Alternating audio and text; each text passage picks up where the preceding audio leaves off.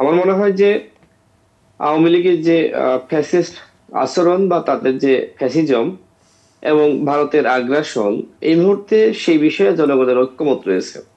আপনি নিশ্চয়ই জানেন যে প্রধান উপদেষ্টা তিনি একটি জাতীয় সংলাপের আয়োজন করেছিলেন এবং সেখানে শুধুমাত্র ভারতের আগ্রাসনের বিষয়ে মতামত নেওয়ার জন্য সেই সংলাপে আমি নিজে উপস্থিত ছিলাম। এবং সেখানে আমি দেখেছি যে সমস্ত দল এবং দলের বাইরেও যাদেরকে ডাকা হয়েছিল সবাই কিন্তু ভারতের আগ্রাসনের বিরুদ্ধে একই ধরনের অভিমত ব্যক্ত করেছে। সেখানে বিএনপি, জামাত ইসলাম, গণ অধিকার পরিষদ সহ অন্যান্য যে আপনার মধ্যপন্থী দল, বামপন্থী দল বা ইসলামিক দল, তো তাহলে আমি কোন টেলিভিশনের একটি ক্ষেত্রে দল যে দেখি নাই। এই যে টেলিভিশনের ক্ষেত্রে যে দৃশ্যমান বৈষম্য, দৃশ্যমান আগ্রাসন, এটার কি কোনো সমাধান নিয়ে আপনাদের মধ্যে আলোচনা হয়েছিল সে সময়? না, স্পেসিফিক আসলে এই বিষয়গুলো নিয়ে আলোচনা হয়নি। তবে সামগ্রিকভাবে যে ধরনের মানে আমাদের কিন্তু আগ্রাসন। অনুরোধ থাকবে এটা নিয়ে আপনারা আলোচনা করবেন। আমরা হ্যাঁ, কিন্তু ওই আমরা যে বলে না যে অবশ্যই। বলে প্রদীপের নিচে অন্ধকার, মানে আমরা কিন্তু এত বড় আগ্রাসনের মধ্যে আছি যেটা কিনা 16 কোটি কিংবা 18 কোটি মানুষকে প্রভাবিত করছে কিংবা তাদের মনোকষ্টের কারণ হচ্ছে, সেটাকে কিন্তু আমরা খেয়াল করছি না। জি, আপনি খুব মূল্যবান একটি কথা বলেছেন এবং আরটিভি কে আমিও ধন্যবাদ জানাই, বিশেষ করে ভারতের যে সাংস্কৃতিক আগ্রাসন সেটি নিয়ে একটি আলাদা প্রোগ্রাম করার জন্য। অবশ্যই এরপরে যখন প্রধান উপদেষ্টা কোনো সংলাপের আয়োজন করবেন, আমাদের দলের পক্ষ থেকে আমরা এই বিষয়টি অবশ্যই তুলে ধরবো। ধন্যবাদ আপনি আপনাকে, দেখেন এবং যে আমরা গত সেদিকে তাকিয়ে থাকবো, আপনার যেন তুলে অবশ্যই ধরেন। ইনশাআল্লাহ। তো আমি আরেকটু অন্য বিষয়ে ভারতের আগ্রাসনের কথা বলি। দেখেন, ভারত দীর্ঘ শুধুমাত্র এই আওয়ামী লীগের আমলে না, তারা দেশ স্বাধীনের আগে এবং পরে সবসময় কিন্তু তারা বাংলাদেশকে নিয়ে এক ধরনের আগ্রাসন চালিয়ে আসছে। তো যাই হোক, ছাত্র জনতা সেটা কিন্তু আসলে বুঝতে পেরেছিল, কিন্তু আমাদের পাঠ্যপুস্তকে এমন ভাবে উল্লেখ করা হয়েছে যে আমাদের দেশের যে স্বাধীনতা, ভারত যদি এগিয়ে না আসতো তাহলে আসলে আমরা কোনোভাবেই স্বাধীন একটি ভূখণ্ড পেতাম না এবং স্বাধীন জাতি হিসেবে আমরা মাথা তুলে দাঁড়াতে পারতাম না। বিশেষ করে আওয়ামী লীগ এই বয়ান তৈরি করেছিল এবং স্বাধীনতার পরে যে সরকারি ক্ষমতায় আসুক না কেন, ভারতের যে বয়ান সেটা আসলে ওইভাবে ভাঙতে পারিনি।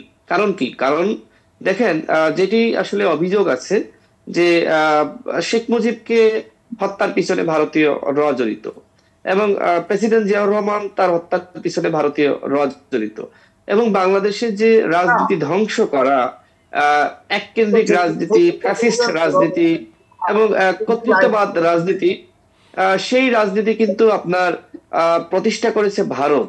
বাংলাদেশের রাজনীতিবিদরা, আমি মনে করি যে আওয়ামী লীগের অনেকেও কিন্তু ভারতের এই আচরণটা মানতে পারেনি, কিন্তু বিশেষ করে যারা পলিসি মেকিং এ ছিল তারা আবার তো সবসময় বলেছে যে ভারতের সাথে আমাদের স্বামী স্ত্রীর সম্পর্ক, রাখি বন্ধনের সম্পর্ক, আহ ভারতকে আমরা যা দিয়েছি ভারত আজীবন মনে রাখবে।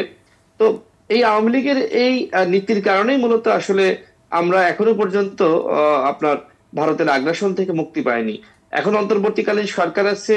আমার মনে হয় এই সরকার যদি কোনো ধরনের উদ্যোগ, যথাযথ উদ্যোগ নেয়, তাহলে ভারতের আগ্রাসন থেকে হয়তো পুরোপুরি আমরা এই মুহূর্তে মুক্তি না পেলেও আমরা 80 থেকে 90% আমরা মুক্তি পাবো। দেখেন, একটি পলিটিক্যাল গভর্নমেন্ট তিনি আসলে আপনার নানান কারণে যে ধরনের আচরণ জনগণ প্রত্যাশা করে সেই আচরণ করতে পারে না, কিন্তু একটি ইন্টারিম গভর্নমেন্ট বা আপনার তত্ত্বাবধায়ক সরকার তারা কিন্তু অনেক কিছু চাইলেও জনগণের কল্যাণে তারা কিন্তু আসলে আহ করতে পারে। আমাকে শুনতে পাচ্ছেন? জি, শুনতে পাচ্ছি। ভারতের আধিপত্য বা আগ্রাসনের হাত থেকে মুক্তি পাওয়া, সেটি কিন্তু আমাদের বড় একটি লড়াই এবং এই লড়াইটা আমাদের সবেমাত্র শুরু হয়েছে। আমাদের অন্তর্বর্তীকালীন সরকার যদি যথাযথ উদ্যোগ গ্রহণ করতে পারে, তাহলে আমার মনে হয় যে এই লড়াই শেষও আসলে সম্ভব।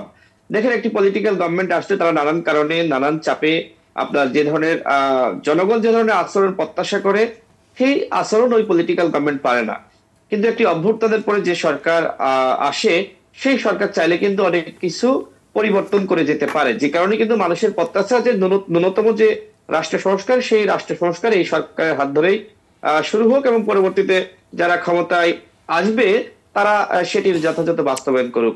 তো জি, আমার মনে হয় যেহেতু ভারতীয় আগ্রাসন আমাদের বড় একটি সংকট, সমস্যা ইতিমধ্যে সৃষ্টি করেছে, এই আগ্রাসনের হাত থেকে জাতি কিভাবে মুক্তি পেতে পারে সেটির জন্য আমার মনে হয় যে সরকারের উচিত হবে ভারতীয় আগ্রাসন বিরোধী একটি কমিশন গঠন করা এবং সেই কমিশন একটি প্রস্তাব দিবে, সেই প্রস্তাবের আলোকে ভারতের সাথে আমাদের সম্পর্ক নির্ধারণ করা। আমি সর্বশেষ বলবো, দেখেন, ভারতের সাথে আমরা যুদ্ধ চাই না, বাট ভারতের সাথে আমরা আবার স্বামী স্ত্রীর সম্পর্ক চাই না।